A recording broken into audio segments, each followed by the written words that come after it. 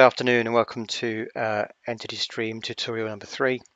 What we're going to do today is we're going to configure the product to load some file data from some file system and also configure it to be able to access files that are attached to emails inside an Exchange or Outlook 365 server.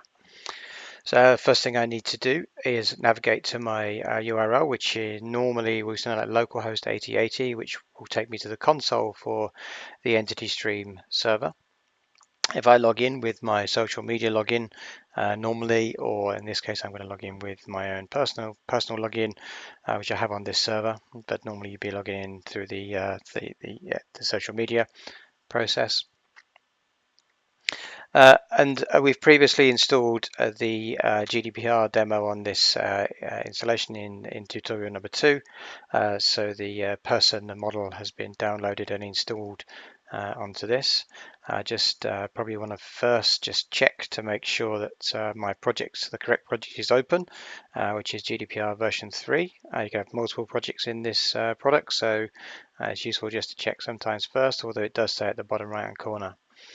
In my feeds menu, what I can do here is I can define individual feeds. For example, if I'm loading in maybe 1 million records from an external file or a mailing list file, then I can define that in here, and I can define how the columns will map into my EntityStream product. But in this case, what I'm going to do is I'm actually going to configure a folder or a series of folders that exist on a file system on a server somewhere in my network to be able to pick up some files and send them automatically through to the EntityStream custodian server itself. So the first thing I'm going to do is go into the monitor folder option,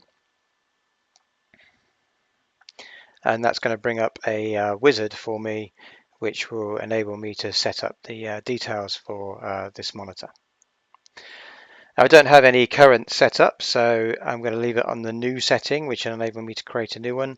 I'm going to specify a folder of interest, and this is a folder on, in this case, it's a folder on my local machine. If it was a folder that existed on a remote machine, for example, another machine on my network, then this folder or drive would relate to the local drive on that machine. You can install the EntityStream file listener server on any number of devices in your network, and you have to specify a path that's relative to the file listener for it to be able to pick up those files.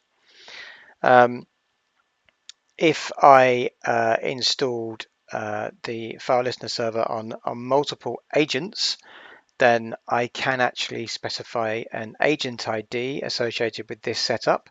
In this case, I'm not going to do that, but I could choose something like 1, 2, 3, 4, 5, and that would relate to an ID that's been set up on an agent on one of the file listeners, and that's set up as an environment variable called ES agent ID, which is set up on the machine before you run the file listener, before you start the process in the morning, and then it knows that this setup is relating to that one device. I can choose multiple different one of multiple different agent types. In this case, I'm going to choose file system, but I could also choose Sharepoint, Microsoft Exchange Server for contacts, Exchange Server for attachments, which I'll show you in a minute. I could also choose Google Drive or Dropbox as well, which are online services. In this case, file is the one we're going to choose. I can choose to descend recursively into the file system or into the folder structure, I should say. So in a mail environment, it will descend into the mail folders. And I can specify a pattern of file that I'm interested in. So if it's an Exchange server, it will be the attachment name would have to end in .xlsx in this case, or CSV or TXT. Or if it's a file system, again, the same. The file system itself would have to match this pattern. You can choose Excel files, CSV files, XML files, pretty much any kind of textual-based files that you like for this. I'm going to tab through the next options very quickly. You can specify how many lines to load, or how many lines to skip, and that kind of stuff. And it will happily allow you to set up some matching parameters as well of how closely you want to match some of those items. Okay, so whilst that's now going off and it's distributing that command around all my file listener processes on my network, I'll just quickly go and do a very quick configuration of how we would do an Exchange server connection. So the first thing I need to do is specify my folder ID, which in most cases would be inbox. It might be outbox or sent items. And I also need to specify the actual mailbox name. So this whole path name here is the standard path name that you would use for Exchange or Outlook 365 for it to be able to connect to that mailbox and to collect the messages from that mailbox. And those messages would have to have an attachment, in this case with XLSX, because that's the type of file that I'm interested in for this particular listener. I could set up multiple listeners and different mailboxes for different file types, or I could, in fact, there are mechanisms where you can monitor all mailbox items for an Exchange server in one listener by using a wildcard. That's an advanced administration function, which we're not covering in this particular demonstration. Just going to quickly check now to see how the background process is running on my machine. There is a log file for those of you that are technical, and you can see here that in the background the command has been distributed to my file listener, and I can see those commands, that information in my log file in my /tmp directory. And if I wish to, I can monitor this file for the instructions that is being given.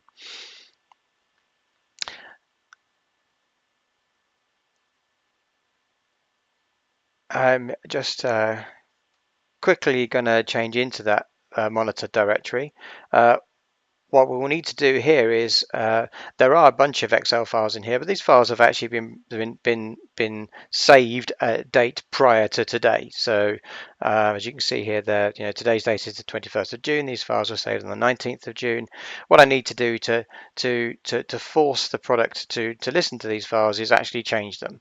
You can actually do an initial load. You don't have to do this every single time, but because we have we only process a file once every time it changes, you will actually need to force these things through occasionally.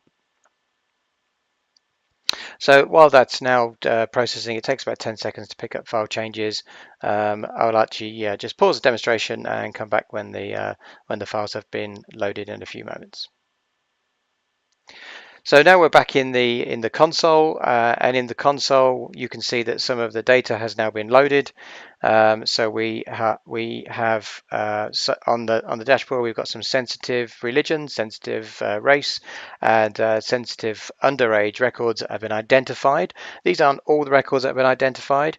If you go to the right hand side, there's this system messages box where you can see all the files that have been processed. And if you click on the eye, you can see that some of these have been, maybe 1,000 records or 2,000 records.